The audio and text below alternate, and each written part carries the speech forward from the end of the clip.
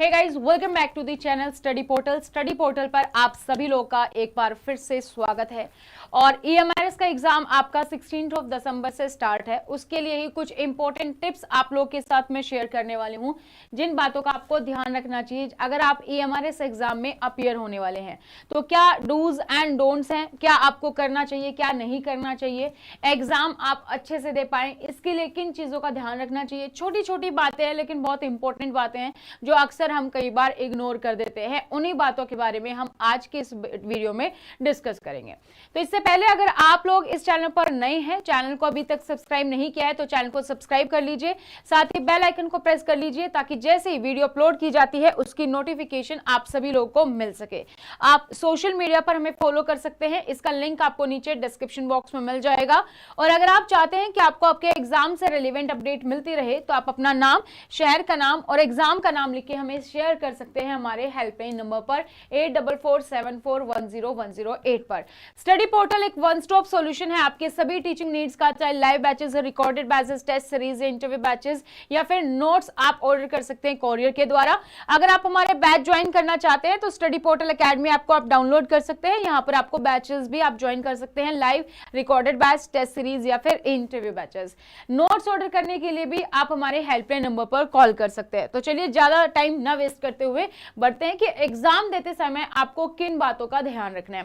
दोस्तों, कल से आपका एग्जाम है या जब भी आपका एग्जाम है उससे एक दिन पहले कम से कम आप अपने जो भी डॉक्यूमेंट्स आपको कैरी करके लेकर जाने हैं, चाहे आपका एडमिट कार्ड है, सेल्फ डिक्लेरेशन फॉर्म है, आपको जो है मास्क कैरी करना है, उसमें लिखा है, हालांकि वो 2020 का है सेल्फ डिक्लेरेशन फॉर्म, लेकिन क्योंकि उसमें लिखा है हटाया तो नहीं गया पॉइंट, तो हम कैरी करेंगे। ठीक है, ये इंपॉर्टेंट है क्योंकि इंस्ट्रक्शंस में दिया गया। तो ऐसी कोई भी चीज हमें लूप होल नहीं छोड़ना है जिससे कि हमें एग्जाम सेंटर पर जाकर प्रॉब्लम हो। तो आपको अपना admit card, ID proof, ID card की फोटोकॉपी, आपका पेन, ये सारी चीजें आपको एक दिन पहले ही कैरी कर लेनी है। एक दिन पहले ही आप जो है इसका एक फोल्डर बना लीजिए, ट्रांसपेरेंट फोल्डर, और उसमें आप सारी चीजों को रख लीजिए।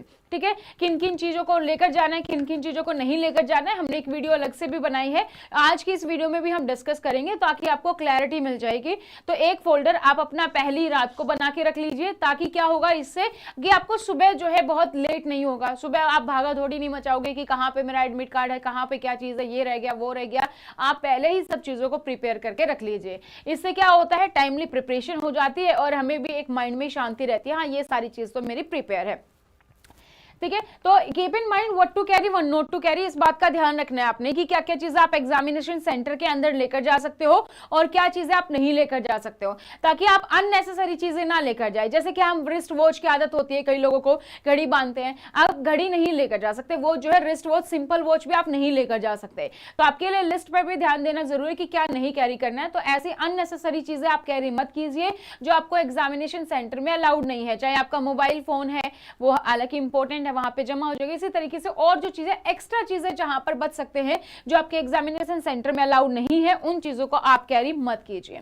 ठीक है, इसके बाद बात करें तो keep buffer time to avoid traffic. तो जब हम जा रहे हैं तो बहुत सारे बच्चों के और भी एग्जाम होते हैं उसी दिन पे, राइट, तो ट्रैफिक की भी प्रॉब्लम होती है। हालांकि अगर आपका जैसे दिल्ली जैसे एरिया में है तो मेट्रो आप ले सकते हैं, बट ट्रैफिक से बचने के लिए, किसी भी तरीके की कोई प्रॉब्लम ना हो उसके लिए आप अपना बफर टाइम लेकर चले। 1-2 घंटा आप पहले भी एग्जामिनेशन सेंटर पे पहुंच जाएंगे तो कोई बड़ी प्रॉब्लम नहीं होगी, लेकिन हमें संतुष्टि रहेगी कि हम एग्जामिनेशन सेंटर में पहुंच गए हैं टाइम पर, तो आप जो है एंट्री आराम से कर पाएंगे, एग्जाम अच्छे से दे पाएंगे।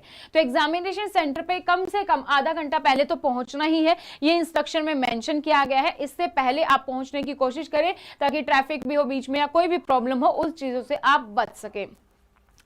अब बात आपको आती है नेगेटिव मार्किंग की। आपकी नेगेटिव मार्किंग है 0.25 की। तो ऐसा नहीं है कि हमें क्वेश्चन आता है या नहीं आता है हम सारे के सारे अटेम्प्ट कर दे। आपको एनालिसिस खुद से करना है कि आपने जितने क्वेश्चंस किए हैं उसमें से कितने आपके जो है ठीक हैं, कितने आपके जो है करेक्ट हैं। उसके अकॉर्डिंग फिर आपको देखना है कि आप नेगेटिव मार्किंग पर रिस्क ले सकते हैं कि नहीं ले सकते हैं, कितना ले सकते हैं, उसके बेसिस पे देखेंगे। तो ये नहीं कि सारे के सारे जो क्वेश्चन बच गए उसमें हमने अपना जो है बस हमने कर दिया दिया है अपना, नेगेटिव मार्किंग का ध्यान नहीं रखा है और हमने अपने सारे आंसर अटेम्प्ट कर दिया। ऐसा नहीं है कि आपने बहुत अच्छे से एग्जाम दिया हो लेकिन ज्यादा क्वेश्चन में आपने नेगेटिव मार्किंग पे ध्यान ही नहीं दिया और आपने कर दिया, तो उससे आपका स्कोर कम हो जाएगा। तो नेगेटिव मार्किंग है, इस बात का ध्यान रखना है। काफी सारे बच्चे एग्जाम देने पहुंच जाते हैं, उनको इस बात का नहीं पता होता है कि इसमें नेगेटिव मार्किंग है कि नहीं। वहां पर हम इंस्ट्रक्शंस में खोज रहे होते हैं या इन्विजिलेटर से पूछ रहे होते हैं, तो नेगेटिव मार्किंग है 0.25 है, ध्यान रखना है। नेक्स्ट है हमारा टाइम मैनेजमेंट। आपका पेपर ऑनलाइन नहीं है, जो टाइम वहां पर दिखेगा ऑफलाइन एग्जामिनेशन है, तो टाइम मैनेजमेंट का भी आपको ध्यान रखना है। जितना टाइम है उतने टाइम में आपको मैक्सिमम आंसर अटेम्प्ट करने की कोशिश करनी है, ठीक है। तो मैक्सिमम आप अटेम्प्ट आंसर करेंगे। जो पोर्शन आपका सबसे स्ट्रॉन्ग है पहले आप वो चूज कर सकते हैं, उसके बाद बाकी आपका जो पोर्शन है उन पर आप ध्यान दे सकते हैं। तो टाइम मैनेजमेंट और कौन सा सेक्शन मुझे पहले करना है ये सिर्फ आपकी चॉइस है, क्योंकि आप जानते हैं अपने बारे में कि मुझे कौन सा पोर्शन सबसे अच्छे से आता है। तो जो पोर्शन अच्छे से आता है पहले उस पर अपना टाइम दीजिए। इससे क्या होगा, हमें कॉन्फिडेंस भी मिलेगा, हाँ मुझे चीजें आती हैं, एग्जाम अच्छे से जा रहा है और जो है मेरा कम टाइम लगेगा उस पोर्शन पर, और बाकी जो चीजें फिर मैं उस पर अपना एक्स्ट्रा टाइम दे पाऊंगा या दे पाऊंगी। नेक्स्ट है हमारा रीड क्वेश्चंस को केयरफुली। क्वेश्चंस को बहुत ध्यान से पढ़ना है। सबसे बड़ी मिस्टेक होती है कई बार कि हम क्वेश्चंस को ध्यान से नहीं पढ़ते। क्वेश्चन में पूछा गया था, सपोज जैसे मैथ का एग्जांपल लें, आपने आंसर निकाला, आपके पास एक्स की वैल्यू आ गई और जो है क्वेश्चन जो है आपका, क्वेश्चन में आपके पास क्या था कि आपने जो है x की नहीं 3x की वैल्यू बतानी है।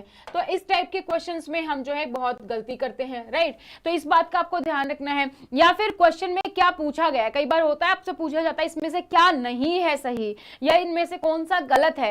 इस टाइप के क्वेश्चंस को आप ध्यान से पढ़िएगा, नोट है या नहीं है, क्या चीज पूछी गई है, उसके बाद ही आप जो है अपना आंसर वहां पर करें। नेक्स्ट है आपका अटेम्प्ट क्वालिफाइंग पोर्शन। जो कुछ पोस्ट है उसमें आपका क्वालिफाइंग पोर्शन दिया गया है, आपका लैंग्वेज कॉम्पिटेंसी दिया गया है हिंदी और इंग्लिश। इस बात का ध्यान रखिएगा क्योंकि हिंदी और इंग्लिश आपका क्वालिफाइंग इन नेचर है। अगर आपने हिंदी इंग्लिश ही अटेम्प्ट नहीं किया तो आपका बाकी पूरा पेपर बेकार है फिर, क्योंकि वो पूरा पेपर आपका चेक ही नहीं होगा अगर आपका हिंदी और इंग्लिश क्वालिफाई नहीं है। तो लैंग्वेज जहां पर भी क्वालिफाइंग है जिस भी पोस्ट में, आपको इस बात का ध्यान रखना है कि हिंदी इंग्लिश भी अटेम्प्ट करनी है, उतनी ही तवज्जो देनी, क्योंकि सबसे मेन वहां पर वही हो जाता है हमारे लिए, क्योंकि उसके बिना फिर हमारा एग्जाम जो है वो चेक नहीं हो पाएगा। हम उस पेपर को कितना भी अटेम्प्ट कर ले कोई फायदा नहीं होगा। तो हिंदी इंग्लिश जहां पर क्वालिफाइंग है उसका ध्यान रखिएगा, ठीक है। बी काम एंड पॉजिटिव, पॉजिटिव रहे। अब जितनी आपने तैयारी करनी थी, जितना आपके पास टाइम था, आपने अपना बेस्ट दिया होगा, ठीक है, उसके अकॉर्डिंग आपने तैयारी की है। तो आराम से शांति से पॉजिटिव रहें, जो है एकदम से रिलैक्स होके जो है आप दें। जो चीजें आपको आती हैं उनका आप अच्छे से जो है आंसर करें, जो चीजें नहीं आती हैं रिकलेक्ट करने की कोशिश करें। नेगेटिव मार्किंग है तो बहुत ज्यादा भी क्वेश्चन जो है आप नेगेटिव मार्किंग को देखते हुए अटेम्प्ट करें, और जो है आपके आसपास के लोगों को देख के आप जो है बहुत ज्यादा जो है ये नहीं कि ये सारा कर रहा है या ये बैठा है, इस तरीके की चीजें आप अपने एग्जाम पर फोकस कीजिए, ठीक है। तो पॉजिटिव रहना है, पेशेंस रखना है आपने, और अपना आंसर बहुत ही अच्छे से आपने करना है। Keep 10 to 15 minutes for filling OMR sheet. अब काफी लोगों की आदत ये भी होती है कि OMR शीट में ना जैसे जैसे हमने क्वेश्चन का आंसर अटेम्प्ट किया हम सिर्फ राउंड लगा के छोड़ देते हैं, ठीक है, उसको फिल नहीं करते हैं। तो अगर आपने सिर्फ राउंड लगा के छोड़ा है और आपने जो है उसको फिल नहीं किया है, तो फिल करने के लिए अगर आपके पास टाइम है तो आप उसको अच्छे से फिल कीजिएगा। ऐसा नहीं कि बस आपने ऐसे फिल कर दिया, या जो भी इंस्ट्रक्शंस है उन बातों का आपको ध्यान रखना है। अच्छे से आपको ये पूरा का पूरा जो सर्कल है वो फिल करना है। और अगर आपकी ये हैबिट है कि आपने इसको बाद में छोड़ा हुआ है इसको फिल करने के लिए, तो फिर आपके पास वो बफर टाइम भी होना चाहिए। ऐसा नहीं कि आप एग्जाम में लगे रह गए और वो जो OMR की शीट थी वो आप फिल नहीं कर पाए। बहुत सारे बच्चों के साथ प्रॉब्लम होती है ये, तो इस बात का भी आपको ध्यान रखना है।